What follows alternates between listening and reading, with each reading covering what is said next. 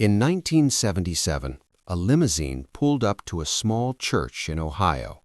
Out stepped Dean Martin. He walked into the funeral of a man nobody had ever heard of. He sat in the front row. He didn't speak to anyone. Then he left. For 30 years, nobody knew why. The truth only came out after Dean Martin died. It was a Tuesday afternoon in April 1977. The First Baptist Church in a small town outside of Steubenville, Ohio. The kind of church where everyone knows everyone. The kind of town where a stranger stands out immediately. There were maybe 12 people at the funeral. Joseph Marano had died at age 68. Heart attack. He'd been a factory worker his entire life. Never married, no children, just a few friends from work and some distant cousins who felt obligated to show up. It wasn't a big funeral. It wasn't an important funeral. Joseph Marano had lived a quiet, unremarkable life. He'd never been famous, never been rich, never done anything that would make the newspapers. He was just a regular guy who worked hard and kept to himself. The service was about to begin when everyone heard it. The sound of an expensive car pulling up outside. In a town where most people drove 15-year-old Chevys and pickup trucks, you could hear the difference. Then the church doors opened. Dean Martin walked in. Not someone who looked like Dean Martin, not a Dean Martin impersonator. The actual Dean Martin, the king of cool, one of the most famous entertainers in the world. He was wearing an elegant black suit, sunglasses. He looked exactly like you'd expect Dean Martin to look, composed, sophisticated. But there was something else in his expression, something serious, something sad. The 12 people at the funeral turned and stared. You could hear someone whisper, "Is that Dean Martin?" Dean walked slowly down the aisle. He didn't acknowledge anyone, didn't wave, didn't smile. He walked to the front row and sat down. Right there, front row, at Joseph Marano's funeral.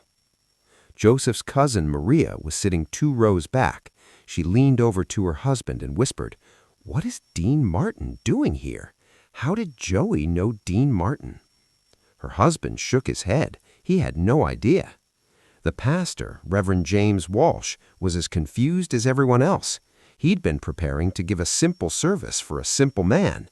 Now Dean Martin was sitting in the front row. It changed everything. Or did it? Reverend Walsh decided to proceed with the service exactly as planned. He talked about Joseph Marano, the factory worker, the quiet man, the person who kept to himself but was always kind to his neighbors. It was a modest eulogy for a modest life. During the entire service, Dean Martin sat perfectly still. He didn't cry, he didn't fidget, he just sat there, listening, paying respect. When the service ended, people started standing up, preparing to go to the cemetery for the burial. This is when normally someone would approach Dean Martin, ask for an autograph, ask how he knew the deceased, ask what he was doing there. But before anyone could move, Dean Martin stood up, walked to the casket, placed his hand on it for just a moment, then turned and walked out of the church. By the time people made it outside, the limousine was already pulling away. Dean Martin had appeared, attended the entire funeral, and disappeared without saying a single word to anyone. Maria Marano was stunned. Did that just happen? Was that really Dean Martin? Everyone confirmed it. Yes, that was Dean Martin, but nobody had any idea why he was there. At the burial, the question was all anyone could talk about. How did Joseph Marano know Dean Martin? They lived in the same town most of Joseph's life. Nobody had ever heard Joseph mention Dean Martin. Nobody had ever heard Joseph mention Hollywood or celebrities or anything like that. Joseph had worked at the same steel factory for 40 years. He'd never traveled much, never been to California, never worked in entertainment. He was about as far from show business as a person could get. After the funeral, Maria went through all of Joseph's belongings. She was looking for something, anything. A letter from Dean Martin, a photograph, a connection, some explanation for why one of the most famous people in the world had shown up at her cousin's funeral. She found nothing. No letters, no photos, no evidence that Joseph Marano had ever had any contact with Dean Martin. It was like Dean had shown up at a complete stranger's funeral. Maria tried calling Dean Martin's management company. She got a secretary who was polite but firm.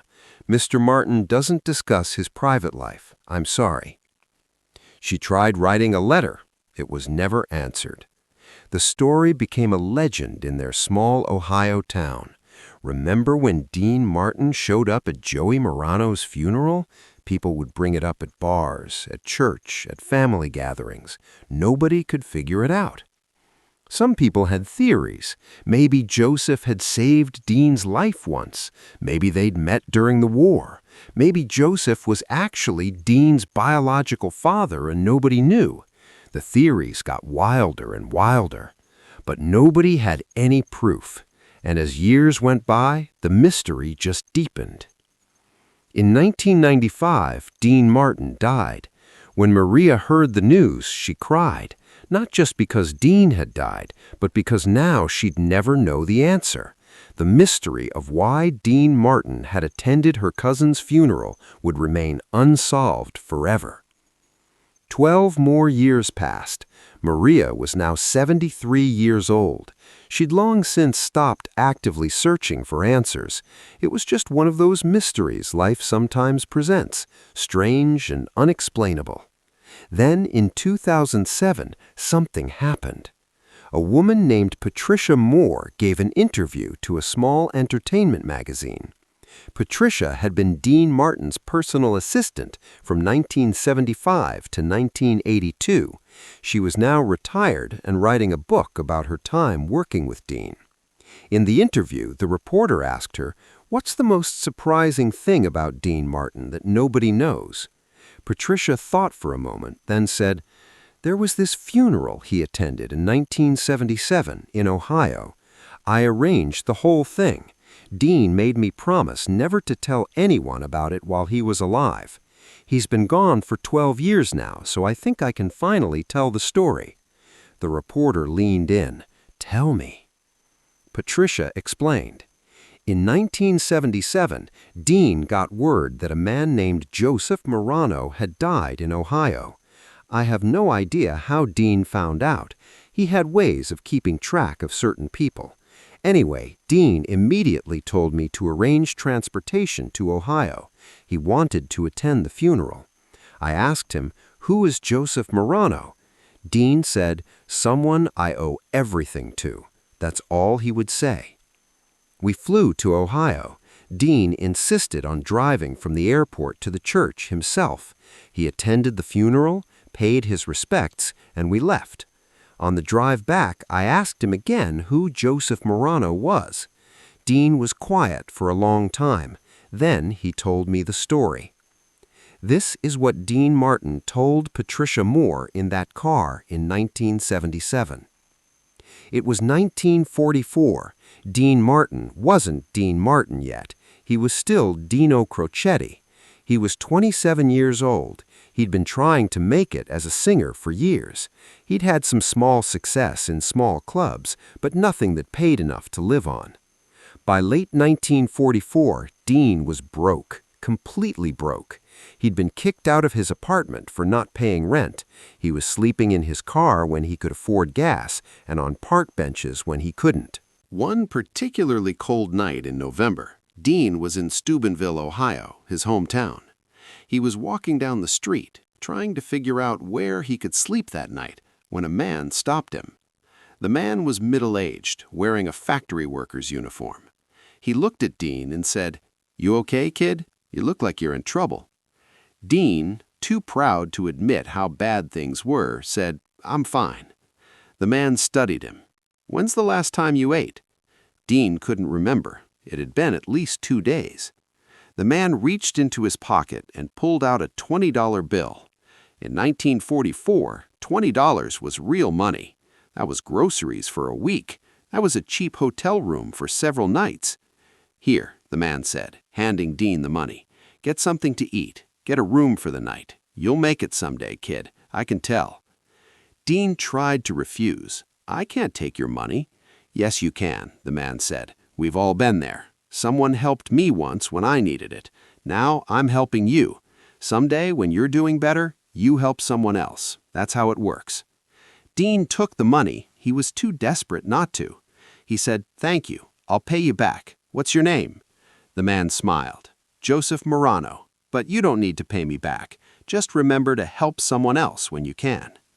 Dean never forgot that moment. That $20 kept him alive. He bought food, he got a room for a few nights, he got cleaned up, and 2 weeks later he got a job singing at a club in Cleveland. That job led to another job, which led to meeting Jerry Lewis, which led to Martin and Lewis becoming the biggest act in America. But Dean never forgot the man who gave him $20 when he had nothing. Over the years, Dean tried to find Joseph Marano. He hired investigators, he tracked down everyone he could remember from those days in Steubenville, but Joseph had been a common factory worker. There were a lot of Joseph Maranos in Ohio, and Dean had been so young and desperate that night, he hadn't remembered exactly what Joseph looked like. But Dean never stopped looking, and somehow, in 1977, someone on Dean's team found him. Joseph Marano, retired factory worker, living quietly in Ohio. By the time Dean got the information, Joseph Marano had just died. Dean immediately arranged to fly to Ohio. He had to pay his respects. He had to honor the man who had saved his life when nobody else would.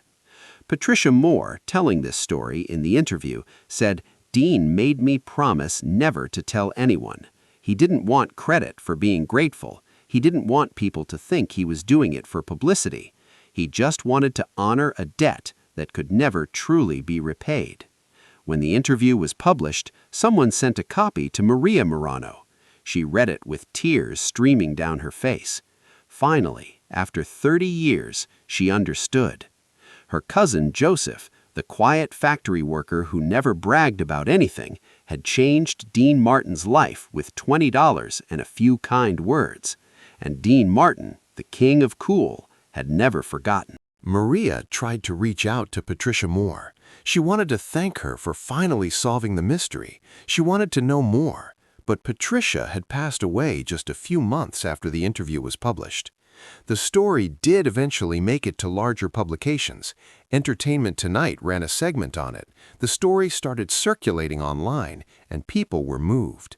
Because it wasn't just a story about Dean Martin, it was a story about something bigger, about how you never know whose life you're changing, about how a small act of kindness can ripple forward through time in ways you never see.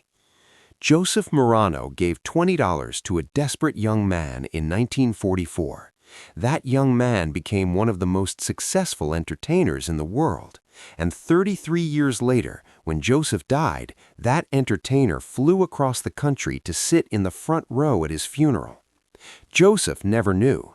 He died never knowing that he'd helped Dean Martin. He died never knowing that Dean had been looking for him for decades. He died never knowing that the biggest star in the world considered him one of the most important people in his life.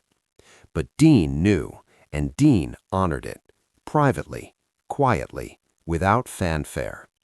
That's who Dean Martin really was, not just the king of cool, not just the guy with the drink and the easy smile, but a man who remembered kindness, a man who honored debts, a man who understood that who you become is built on the shoulders of people who helped you when you had nothing. Today, there's a small plaque in that church in Ohio. It was placed there by Maria Marano before she died in 2015. It reads, "In memory of Joseph Marano, who changed a life with $20, and Dean Martin, who never forgot." The lesson of this story isn't complicated. You never know who you're helping. The desperate young person you give money to might become a superstar, or they might not. It doesn't matter. You help because it's right, because kindness matters, because small acts create ripples you'll never see. Joseph Marano probably helped dozens of people in his life. $20 here, a meal there, a kind word. Most of them he never saw again. That was fine. He wasn't doing it for recognition. But one of those people was Dean Martin, and Dean Martin never forgot. If this story of hidden gratitude and quiet honor moved you, make sure to subscribe and hit that thumbs up button. Share this video with anyone who needs a reminder that kindness always matters, even when you never see the results. Leave a comment telling us about a time someone helped you when you needed it most. And don't forget to ring that notification bell for more incredible untold stories about the character behind the legends.